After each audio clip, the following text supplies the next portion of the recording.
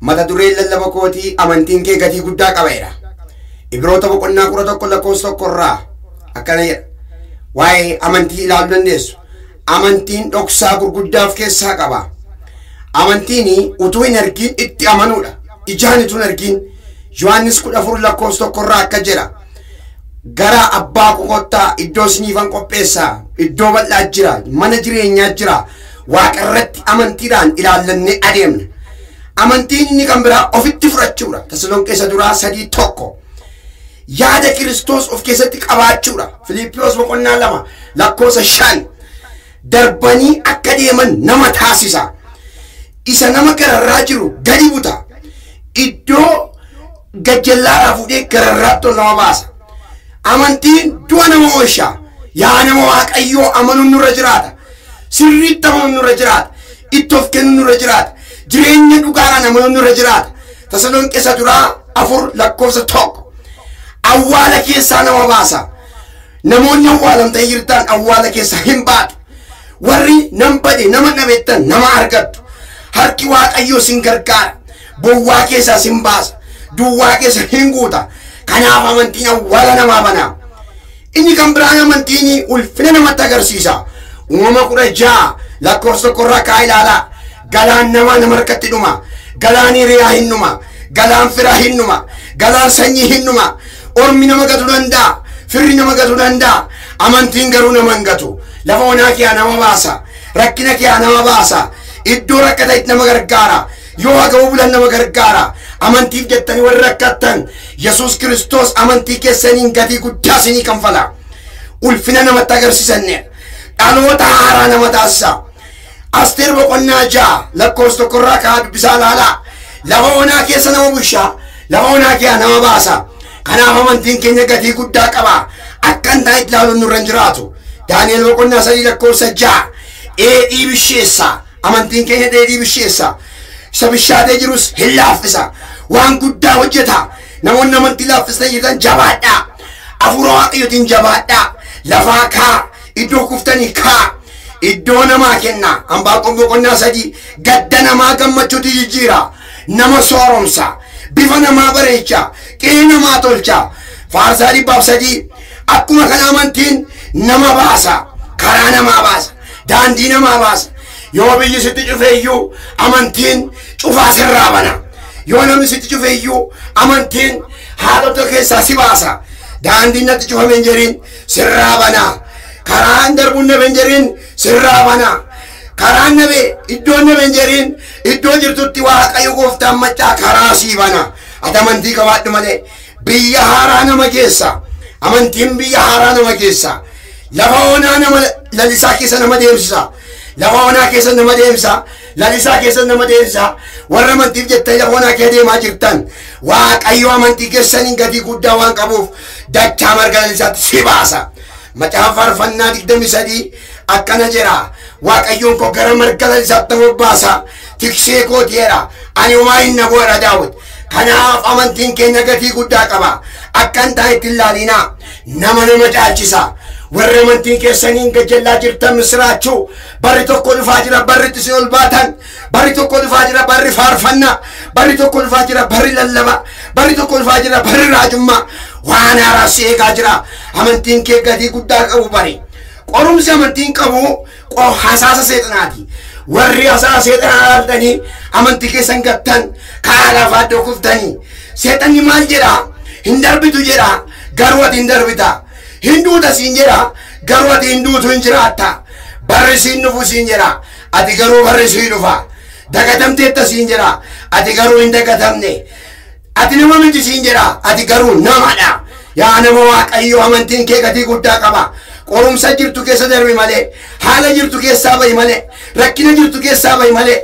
Cubbuu hojjechaa jirtu keessaa bahi malee amantiin kee gatii guddaa qabu bari. Hin caaltu siin jedha ati garuu caaltee argamta. Eenyu keessaan nama qoraa? Seexanni kuni haala kam keessaan nama qoraa? Lubbaa wangeelaa keessaan nama qoruu danda'a. Timootoos 4 lakkoofsa 5 raajota sobduu keessaan nama qoruu danda'a.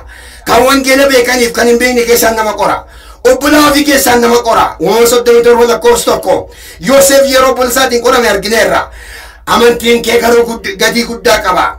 amantiin kee akka gadheetti ilaalin akka gajjallaatti ilaalin gararraatti ol si baasa. Qabeenya argachuu miti amantii caala. Namaan jibbamuu kee miti amantii caala. Haala garaa keessaan nama qora. Alagaa fira keessaan nama qora. Baadiyyaan magaalaa keessaan nama qora. Mataa ofii keessaan nama qora. Faarfataa keessaan nama qora. Lallabaa keessaan nama qora. Luba keessaan nama qora. Kanaaf amantiin gatii guddaa qaba. Qayyo qorumsa kana keessaa si baase amantiin kee gatii guddaa qabu sitti himaa jira. Waan garaa kan hojjetan keessaan, hojii garaa kan hojjetan keessaan, isaan kana keessaan si goruu danda'a. Ati amantii kana keessaa ba'u sirra jiraata. Namoota baay'ee guddistee guddina kan si dhowwan jiraachuu danda'u. Amantii keetiin jettee waan baay'ee ta'uu dandeessa. Guyyaan tokko dhufaa jira guyyaan amantiin kee boolla kee asi baasu. Guyyaan tokko dhufaa jira guyyaa amantiin kee rakkina kee asi baasu. Manatti ijaartee mana kan sirraa diigan.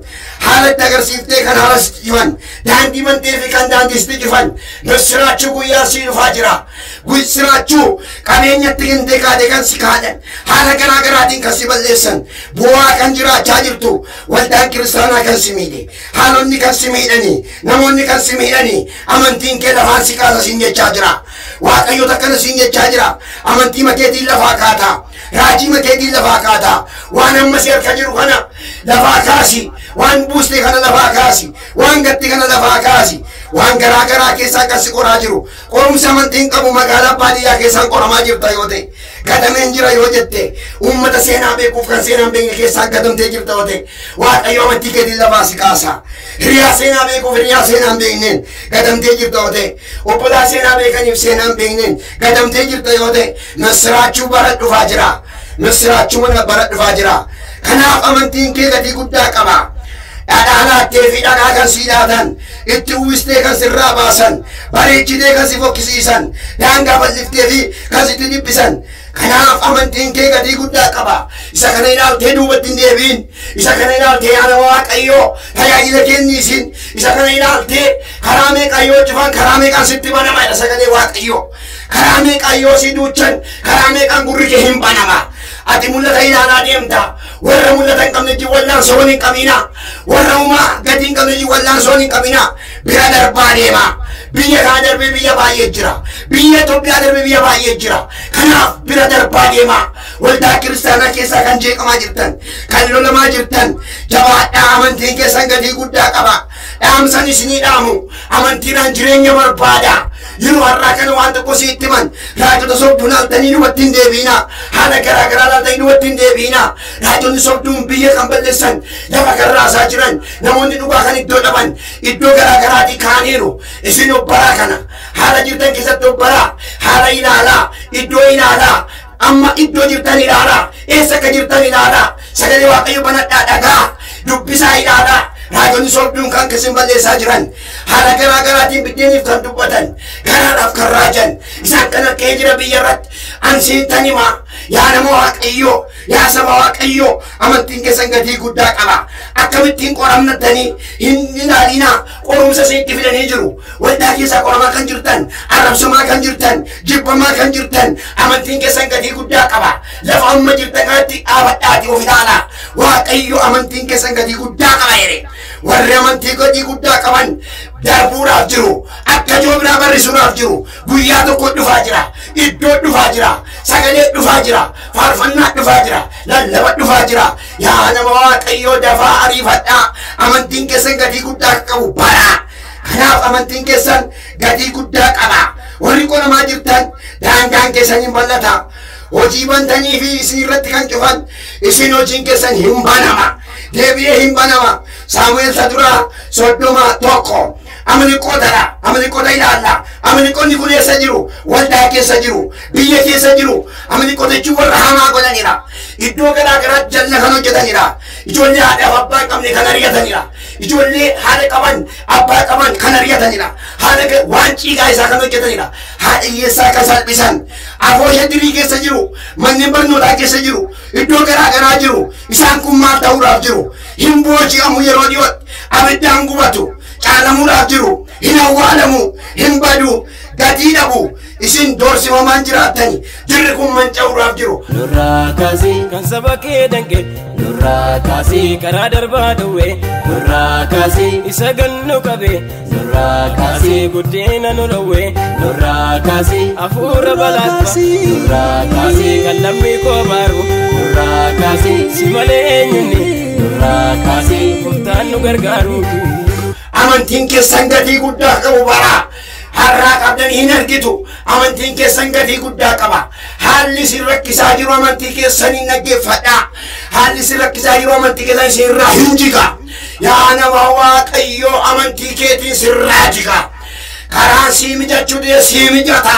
Daandii sii mijachuu dee sii mijata. Amma dhuma jirtutti iddoo hojjechaa jirtutti waajjira garaa garaa keessatti mana barnootaa keessatti tajaajila keessatti waldaa keessatti faarfannaa keessatti lallaba keessatti dhaabadhuu filaali amma sammaa kana sii mijata. Lolamuu kee laaliin lolamuu kee gara jireenya jira. Kanaaf isaan kun manca'uudhaaf jiru. Amantiin keenya akkamittiin guddata? Hamii yoo dhiisne yeroo har'aa kana hamii baay'ate hamattuun achuma teessi iddoodhaa hin siqtu achuma teessee sinamatti achumatti argitu achuma dhageessu dhiisaa bira darbaa hamattuun achuma teessi hamii dhiisaasin namoonni Waaqayyo hamiin jaalatan namoonni Waaqayyo hamii dhiisaa mootummaa Waaqayyo siniita mootummaa Waaqayyo siniita warri hamii dhiisan mootummaa Waaqayyo kan isaaniiti warri hamii dhiisan daandiin qajeelummaa kan isaaniiti. Kanaaf amantiin keenya akkamittiin guddata? Yaada ofii Kiristoos wajjin gochuudha. Dhugaadhaan wal jaallachuudha. Yohaannis 3:16 Yesuus tokkicha ilma isaa nuuf kenne akka nu jaallate argina. Tokkicha ilma isaa of dabarsee itti nuu kenne. Kanarraan kan ka'e biyyi lafaa araarri nuu ta'e. Yaa nama Waaqayyo waliin jibbina.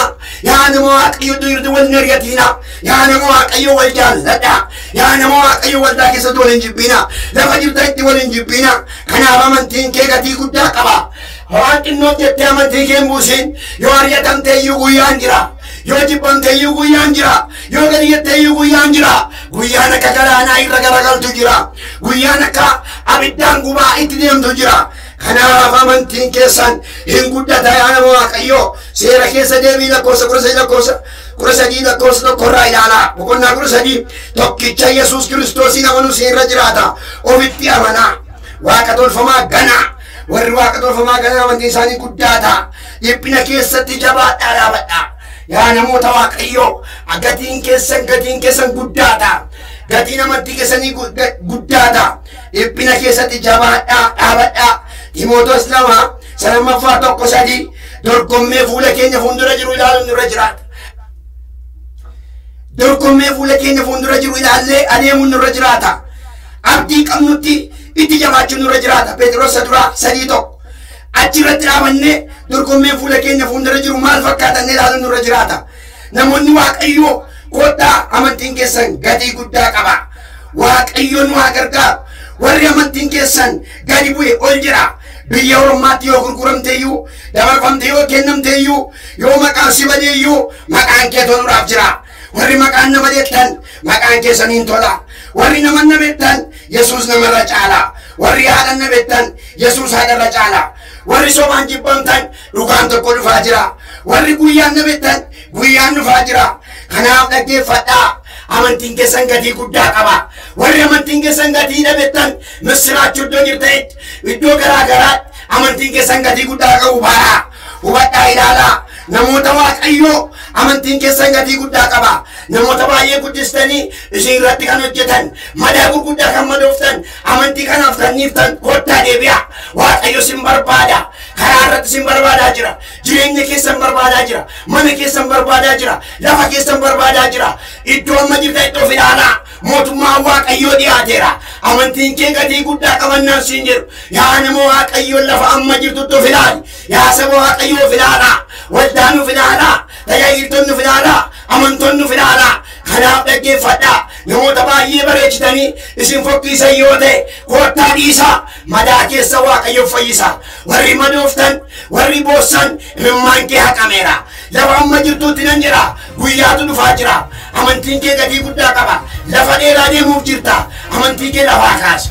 Amantii amma keessa jirtu kana keessaa lafaa kaasi. namoonni waaqayyo amantiin jiraatu qabeenyaan miti amantiin inni guddaan amantiin jiraatu gooftaa waaqayyo nu haa gargaaru amantii keenya qabanne akka deemuu dandeenyu gooftaan keenya nu haa gargaaru waaqayyo sinaa eebbisu.